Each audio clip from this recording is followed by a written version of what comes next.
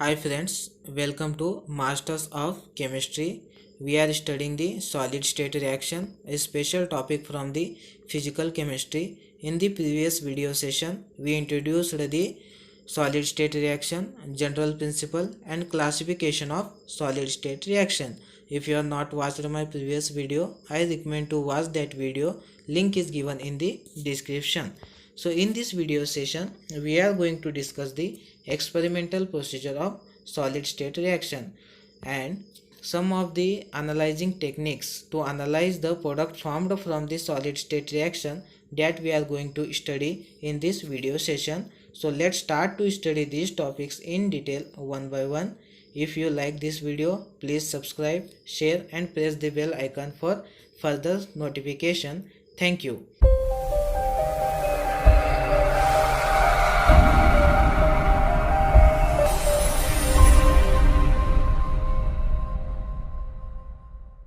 Now the experimental procedure. Experimental procedure for solid state reaction consists of following steps.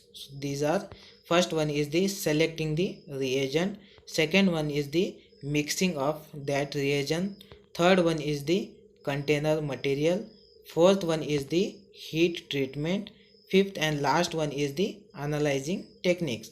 So let's start to describe these steps one by one in detail. The first steps is reagent. So the reagents are the starting materials from which the product is obtained.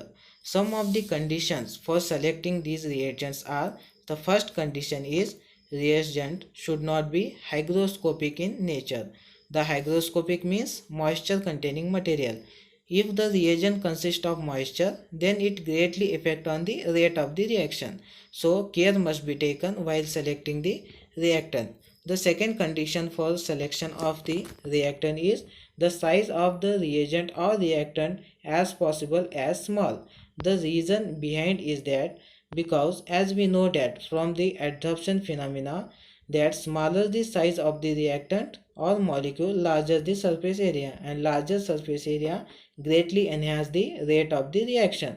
After selecting proper solid reactant, they must be dried thoroughly so that the water content present in the solids evaporated and the weight of that reactant must be recorded. After recording the weight, the next step is the mixing step. There are two kind of mixing generally preferred in solid state reaction. First one is the manual mixing, second one is the mechanical mixing. For quantities which is nearly equal to or less than 20 gram are grinded in agate and Paisley mortar.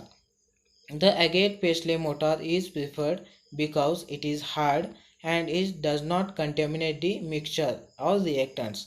And another reason for selecting the agate and Paisley mortar because of its smooth and non-porous surface, and it is easy to clean afterwards. Now let's check it out some of the information regarding the Paisley and mortar. So this is the common apparatus generally used in the chemical laboratory for grinding of solid chemicals. So there are various kind of Paisley and mortar depending upon the material from which they are made up. So let's see, we can see here some of the types of Paisley and mortar. First one is the alumina, glass, agate, ceramic, wood. Then we have marble, granite and cast iron Paisley of mortar. So these are the common apparatus. Generally agate and marble Paisley mortar preferred for laboratory works. Next, this is the pictorial representation of agate and Paisley mortar, which is hard, smooth and non-porous, and it is easy to use. And generally the marble Paisley and mortar are used in the laboratory works as you seen in your laboratory. If the quantity of the mixture or reactants larger than 20 gram, then the manual mixing is complex or difficult. Since the normal sized Paisley mortar does not work in such cases, then if we have to deal with Paisley or mortar, then mixing has to be done with batches. and this is the very time consuming process. So in such cases mechanical mixing is preferred. Mechanical mixing means by using the instruments. The ball mill is generally used in such cases. Next one is the container material.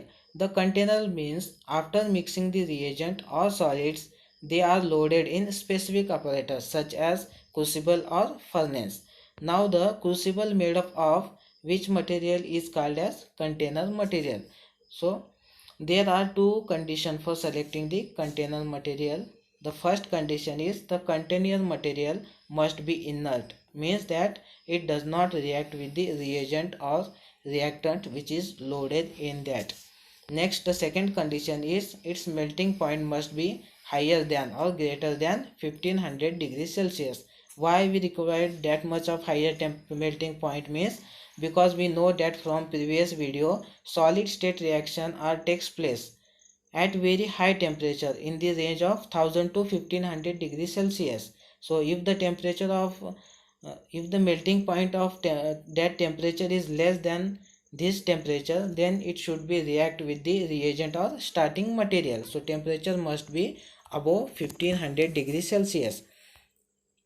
Generally gold and platinum are used, but they are expensive also. So these are oftenly used because of platinum has higher temperature and melting point.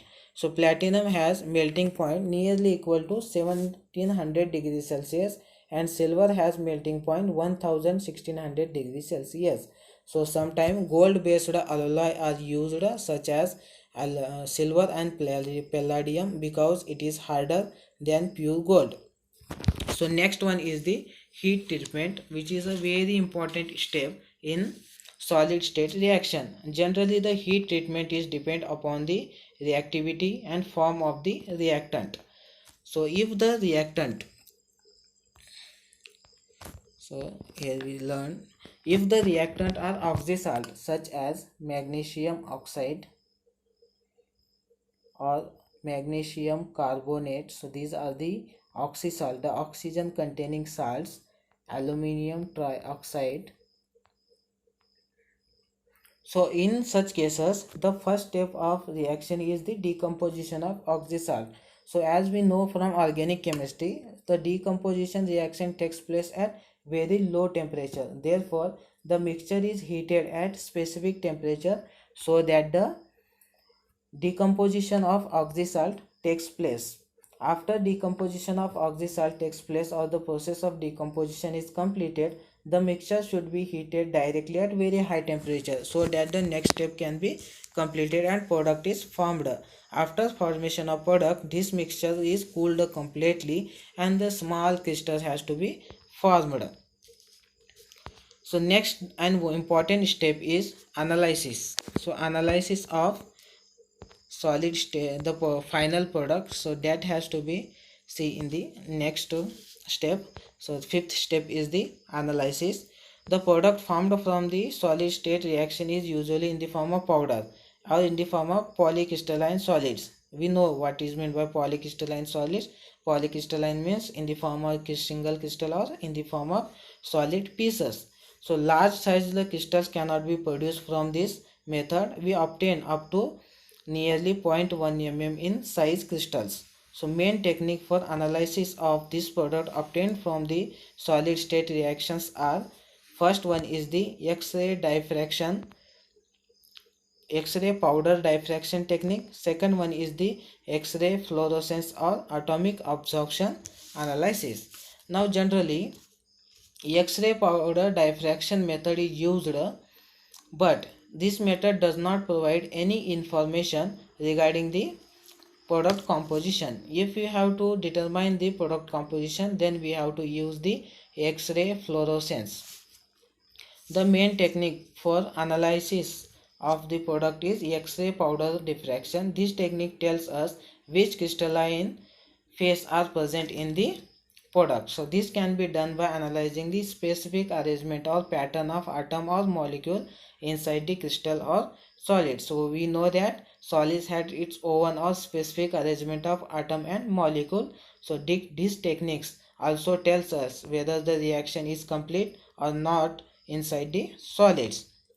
but this technique does not provide any information regarding the chemical composition of the substance or solids. If you wanted to know the chemical composition of that solid, the second techniques, that is X-ray, fluorescence or atomic absorption analysis, has to be employed or used to analyze the chemical composition of the substance.